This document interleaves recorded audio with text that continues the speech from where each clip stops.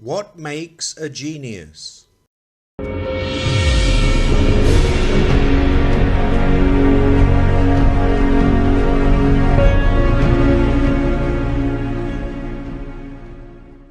Genius is experience.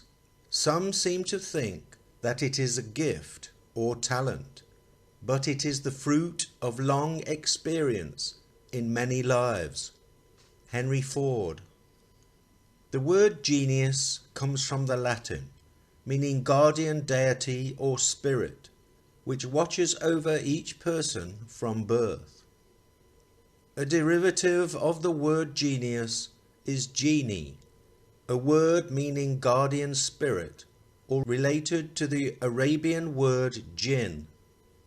There are many cases throughout the world of children born with almost superhuman talents, as though these talents or level of awareness came from a previous life or connection to an alternative influence. The word used to describe these children is prodigy, a young person who has a natural ability to do something extremely well. The word prodigy comes from the Latin prodigium, which means portent. This is all very interesting because portent is a term used to signify that something bad is likely to happen in the future. The word portent is made up of two words, port and ent. Port side is the left-hand side of a boat, and ent or ant is a suffix referring to a person who or a thing that. In palmistry, the left hand is the subconscious hand, as all the left side of the body is predominantly controlled by the right side of the brain. Is it the case that those who initially used the term prodigy knew the esoteric meaning behind the word? Wolfgang Amadeus Mozart was one of these children, a composer born during the classical period of the late 18th century. Born in Salzburg, Austria, Mozart showed extraordinary ability in music at a very young age. By the time he was 5, he had already composed a number of pieces and even performed in front of royalty. By the time of his premature death, at the young age of 35, he had composed over 600 works, many of which are considered to be musical masterpieces. When viewing Mozart's birth chart, we find that his north and south nodes are in very interesting positions. These nodes are points in space where the moon's orbit crosses the Earth's orbit as it goes around the sun. They represent the path of the soul as it journeys from one life into the next. Since the sun represents our focal conscious soul and the moon represents our spiritual subconscious, the nodes express our soul's path through this life. The south node relates to our past, our roots, and where we came from, whereas the north node gives us a clue as to what our soul purpose is, essentially what we came into this life to experience. Many of us incarnate, expressing at an early age our south node's chart position characteristics.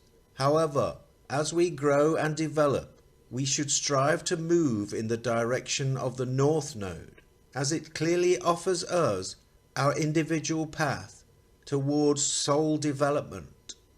Mozart's soul path is clearly marked by the position of his north node, which falls on his ascendant. The ascendant in a birth chart represents first impressions, the superficial you. If we view this concept as a stage, the soul focal awareness is our expressive personality.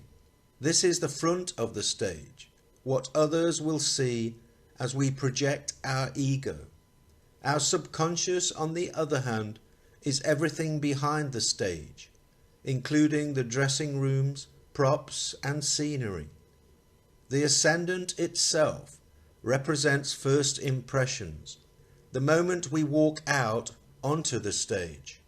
For Mozart, this essentially became his soul's purpose, a path to which he fulfilled exceptionally well.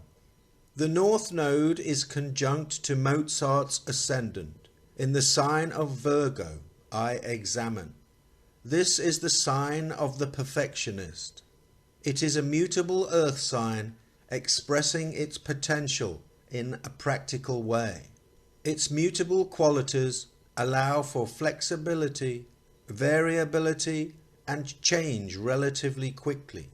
For Mozart, his karmic path was ultimately expressed through his personal identity and ego, allowing his talent and ability to manifest mutable changes to his music and performances, while keeping a high standard of perfection throughout. I did not begin when I was born, nor when I was conceived. I have been growing, developing, through incalculable myriads of millenniums. All my previous selves have their voices, echoes, promptings in me. Incalculable times again shall I be born. Jack London. I could well imagine that I might have lived in former centuries and there encountered questions I was not yet able to answer, that I had to be born again because I had not fulfilled the task that was given to me. Carl Jung. The souls must re-enter the absolute substance whence they have emerged. But to accomplish this, they must develop all the perfections, the germ of which is planted in them. And if they have not fulfilled this condition during one life, they must commence another, a third, and so forth, until they have acquired the condition which fits them for reunion with God. The Zohar.